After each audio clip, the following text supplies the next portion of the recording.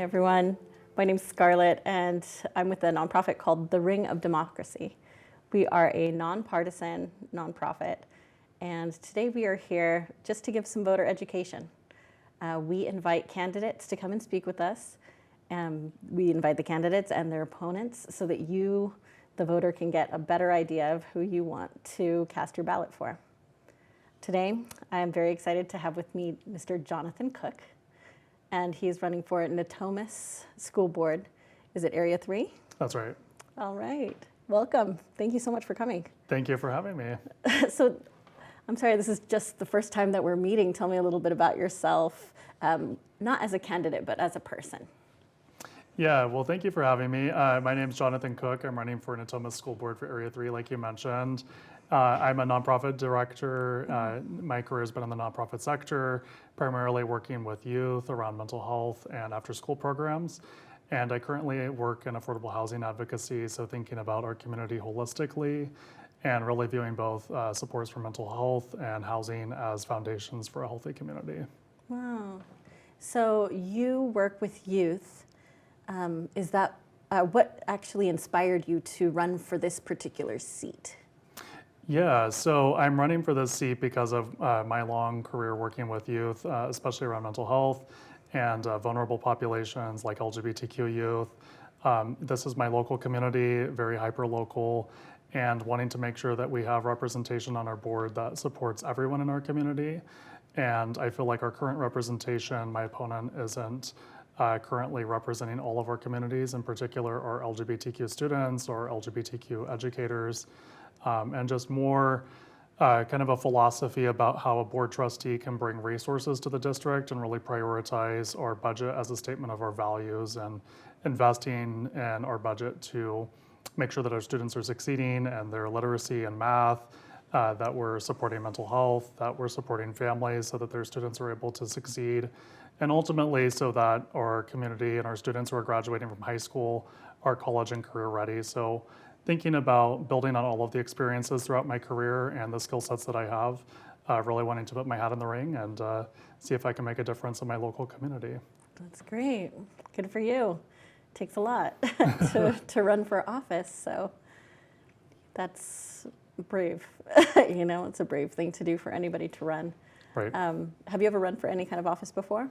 First time running for elected office. I'm a big believer in community service and volunteerism, but my first time running for elected office. What have you learned so far?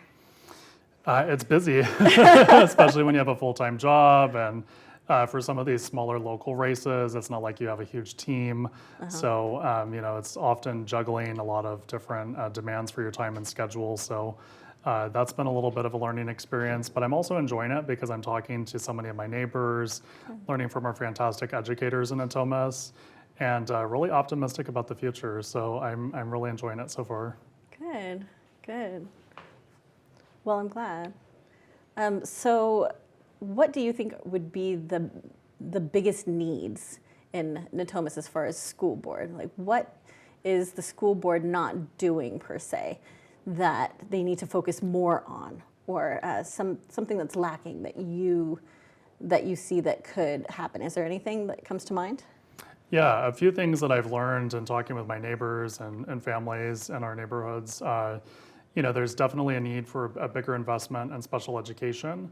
You know, so many of our special education educators, speech pathologists are doing the work of multiple people. We're not adequately staffing for that. And I think that that's something that we can solve. It's not like this abstract problem. You know, with our board, we can invest resources to make sure that we're adequately staffing and that we're retaining and keeping our educators within the district. Within Sacramento, Natomas pays less than some of our surrounding school districts. And so, you know, we are losing some of our educators to neighboring districts like Sac City because of the pay differential. And so, if you're wanting to make sure that we're recruiting and retaining quality educators and that we are able to reduce our classroom sizes, that's something that we can do with our budget. And so making sure we're investing and having that staffing level that's adequate to make sure that we're meeting the needs of our students so that speech pathologists aren't having to work doing the caseload of 2 people every week. And so you have a situation where students aren't getting pulled out of class to go have speech therapy as often as they need to. So that's something that I really feel strongly and passionately about. And then also, around the pay equity, making sure that we're investing in our educators, our supportive staff throughout the district. That's something that I really feel strongly about investing in and viewing our budget as a statement of our values. And as someone with an arts background, I really want to see if we can think innovatively about investing in our music education for our K-8 schools throughout Natomas. We have fantastic programs at Endercombe High around our orchestra, marching band, and for things like violin or clarinet, some of these instruments that are a little bit more technical.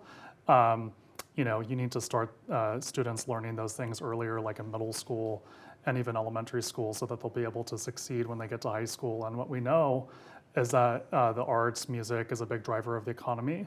And not only that, but it also improves with reading, with language skills, math. And so there are a lot of added benefits for those type of educational opportunities as well. Thank you for that. Speaking of succeeding, the COVID-19 pandemic has really taken a toll on education in particular. Literacy scores have fallen, math scores have fallen, not just scores, but just learning. Some kids are a little bit behind the times. What are some of your ideas as to getting folks back on track? Yeah, absolutely. And talking with parents, talking with our teachers, that's a big concern. So especially around literacy and math, those fundamentals of our education is something that we have to double down and making sure that not only are we investing in those resources, but we're having individualized attention for students who might be falling behind, spending extra time, making sure that they're getting after-school tutoring.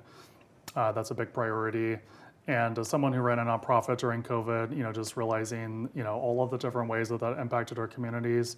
But, let's be honest, it didn't impact all of our communities equally because, folks who have to go into work every day, they didn't have the benefit of being able to work remotely, were impacted by COVID, they got infected, they got sick.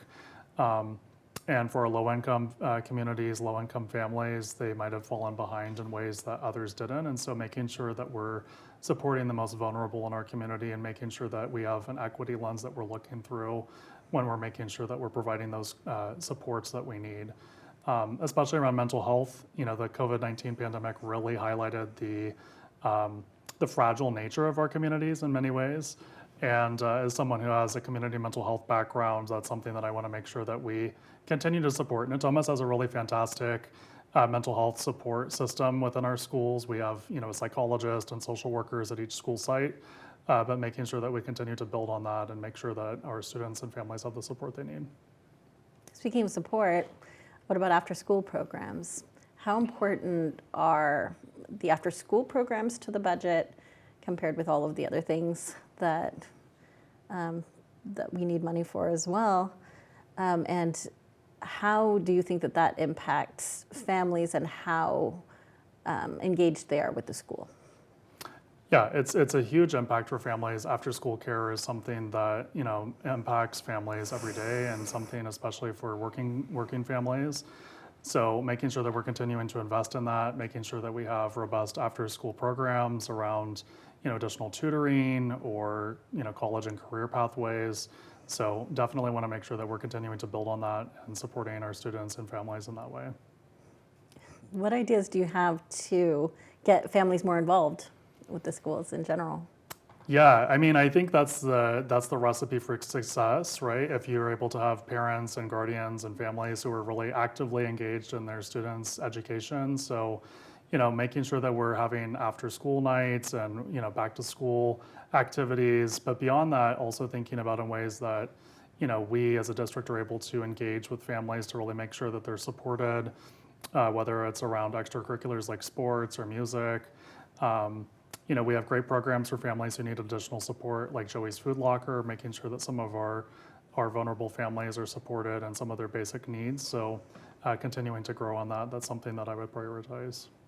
All right, so I have to bring it up. There has been increased talks among parents about school censorship and about which books should be taught and which should not. Can you tell me a little bit about your views on that issue in particular? Yeah, so that's something that I've been following closely. So, we want to make sure that we're following state law, and we want to make sure that we are providing a accurate education for our students. So, a lot of this has been around history or around books that are talking about age-appropriate LGBTQ topics. And that might be controversial for some folks, but if we're talking about a history curriculum that's accurate and telling the full story of America, that's something that we need to be committed to. And as a trustee, that's something that I would vote to support and continue to make sure that we're following California's educational standards, which are some of the highest in the nation, and continue to have that record of academic excellence within the district. And, doing a little bit of education perhaps from the dais and talking about the fact that we are a diverse community. So not thinking about, just LGBTQ folks, but ethnic diversity, language diversity of all types. There's over 54 languages spoken within Natomas Unified. And so, in Natomas, we celebrate diversity. We don't run away from it. We don't try to other our neighbors. And so that's something I would continue to celebrate and also support. That's kind of a relief to hear.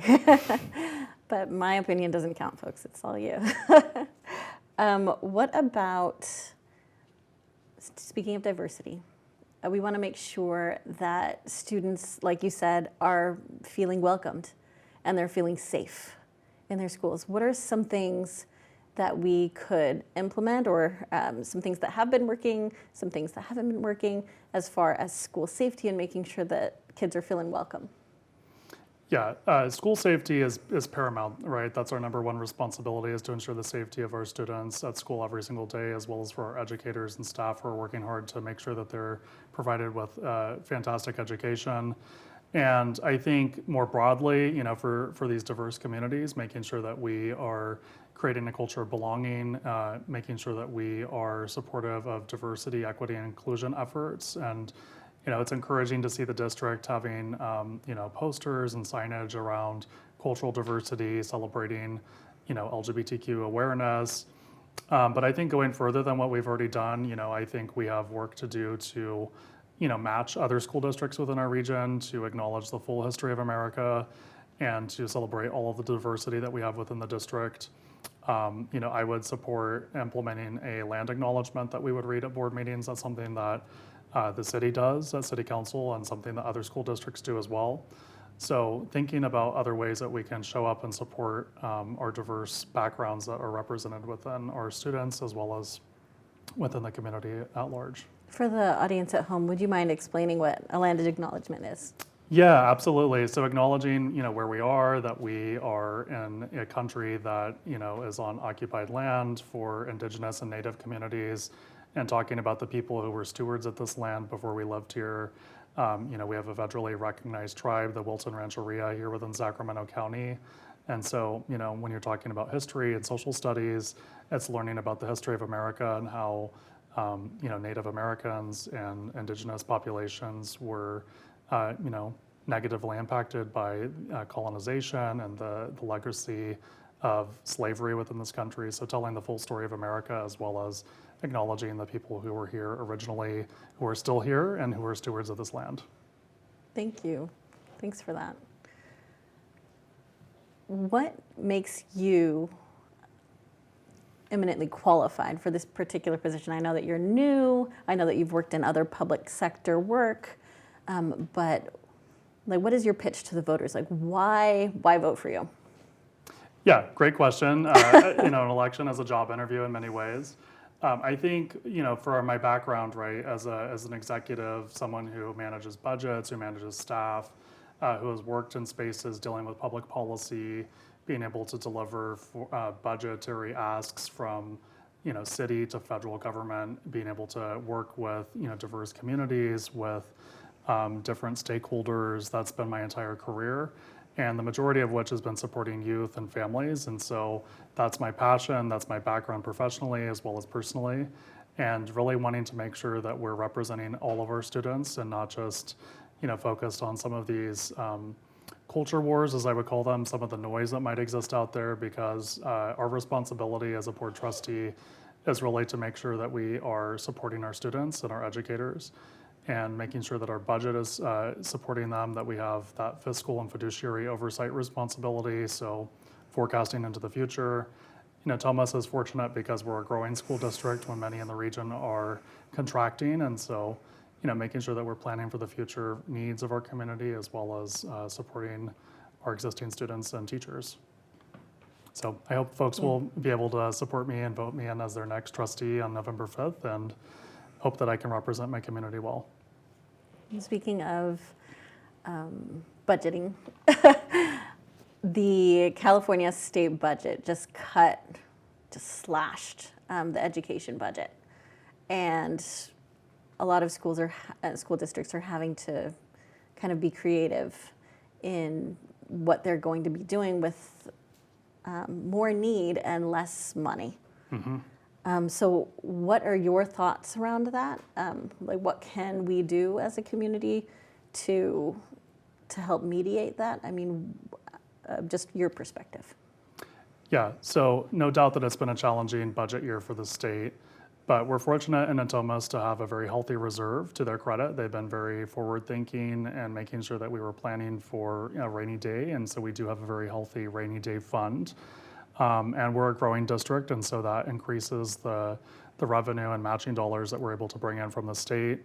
But one of the roles of a board and for each of the trustees within Natomas is to work to advocate for more of those state and federal dollars. So working with our California School Boards Association, being able to advocate and lobby our state legislature for additional funding, as well as going to Congress and asking for that as well as part of that strategy, and something that I'm confident that the district will be able to do and to meet those growing needs.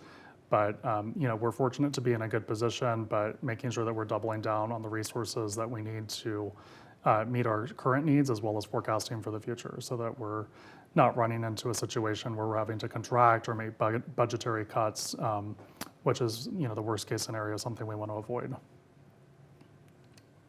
Can you talk about your main priorities for the school board? What exactly do you want to make sure that gets done? So a big priority for me in talking with neighbors has been around special education, making sure that we're adequately investing in that. And then tied in with that is also ensuring that we're investing in staff so that we have adequate staffing, both for special education as well as just across the board. So recruiting and retaining quality staff, making sure that we are paying our staff a living wage and great benefits so that they're willing to stay within the district. And then also around arts education, like I mentioned earlier, really investing in our elementary and middle schools to have that K-8 music education. So that's something that I would fight for in the budget, to make sure that we're able to get matching state and federal dollars and be able to provide that as well. So those are my main three priorities for the coming year. Good. I want to talk to you about teachers that have been inspirational to you. If you are, because you're going to be working with a bunch of teachers, do you have any teachers that have been inspiring to you in particular? Yeah, two immediately come to mind. My high school government teacher, Mrs. Denton, she was someone that really inspired me to think about becoming more civically engaged and really becoming involved in our community, a lifetime of service, and viewing leadership as a leadership of service. So that's something that really inspired me from my freshman year in high school on, as well as the tremendous music teachers that I had along the way. So, thinking about our band teacher who inspired us to, really work collectively as a team, and being able to go on to, local and state championships to win awards, as well as just having a lot of fun while we were doing it. That can really make a difference in a student's life and their career trajectory. So a really inspiring and great teacher can really change someone's life. And I'm grateful for those teachers who really shaped my life. Thank you. When you're talking about students, and you're talking about things that you would like to encourage students, especially these students that are going to be voting for the first time, why is this race important There's a lot of talk about the top of the ticket, as you know. What would you say to somebody who is voting for the very first time? They're just about to turn 18, and they're voting. Why Natomas School Board? Why is that particularly important? I think in particular, local elections is direct democracy. So if you're wanting to get involved in your community and you're wanting to have, be able to have the ability to make a difference, voting for your school board member, voting for your city council member is a way that you can have almost an outsized influence, because a lot of people will vote for the top of the ticket and they won't turn to the back of the second page of their ballot and look down for school board members or for the important ballot propositions we have every cycle. But school boards is a way for them to really get involved and to think about investments that we're wanting to make as a future, for the future, how we're able to shape the benefit and well-being of our community. And I'm inspired by young people. We're thinking about, today I was thinking and reading about the Sandy Hook students who were first graders during that tragedy back in Connecticut, and they're now 18 years old. This is going to be the first time that they're able to vote. And they were talking about the importance of, supporting and speaking up for reforms around gun violence, and especially as it relates to schools. And so thinking about the power of someone's voice, someone can make a difference in their community. And so speaking up, being able to organize, being able to show up to your school board meeting, voting for your elected officials, you're able to make a difference. And so that's my challenge to young people, is to show up and to make their voice heard. What about those students that are maybe one day hoping to aspire to run for office themselves? What advice would you give to those students? I would say jump in, get involved with your community, try to, do many things and figure out what you're passionate about, which issues that you are really inspired by, and by getting involved with your local community, getting involved with community service as a volunteer, you learn so many things, and it can lead to many career opportunities as well as improving your community. And so I would say, jump in with both feet, try to get involved, and they can absolutely make a difference by doing that. Great. Are there any other things that we didn't cover that you wanted to make sure that the voters know about you or about this race in particular? I think that, in particular, just, Natomas is such a diverse community, and making sure that we're supporting all of our students, all of our families, educators. In particular, one of the reasons that inspired me to run is because our current trustee votes against our Pride Month resolution every June. Oh. And as an out gay man, as someone who was bullied for being gay when they were in high school, I really view that as disqualifying in many ways, because, when you're an elected official, and especially in a setting where you're in a leadership position for students, you really need to be representative of everyone in the community. And beyond celebrating and respecting LGBTQ people, it's all of the cultural diversity that exists within the district. So, supporting all of our cultural heritage months, making sure that we're supporting our teachers and our staff is something that's very important to me. So in many ways it's personal, but it's not about me, it's much bigger than that. It's about supporting everyone who doesn't have a voice. And so I feel very strongly about, putting my hat in the ring, stepping up to run, and to run for all of us, all of our communities, all of our students. Well, thank you for running. Thank you. So I would like the voters to know, how do they find out more about you in particular and more about this race? Do you have a website that you want to share with them? You can share right in that camera right there. Sure. So in your voter guide that's going to be dropping in just a few weeks, you'll see my candidate statement, as well as if you want to learn more information about my race and about my background, go to my website, www.cookfornatomas.com, and learn about my platform, my supporters, and hope you can connect, and we can all work together to move our district forward, moving past November and into the future. Great. Thank you so much. So this has been Jonathan Cook with the Natomas School Board Trustees. Area 3. Area 3. And thank you so much for sitting down and having this conversation with us. We look forward to inviting you to have more conversations with us or listen in on more conversations. If you would like more information, please go to theringofdemocracy.org, theringofdemocracy.org. You can find us also on YouTube and I hope on these Access Sacramento channels. All right, well, thank you so much, Jonathan. Thank you for the opportunity.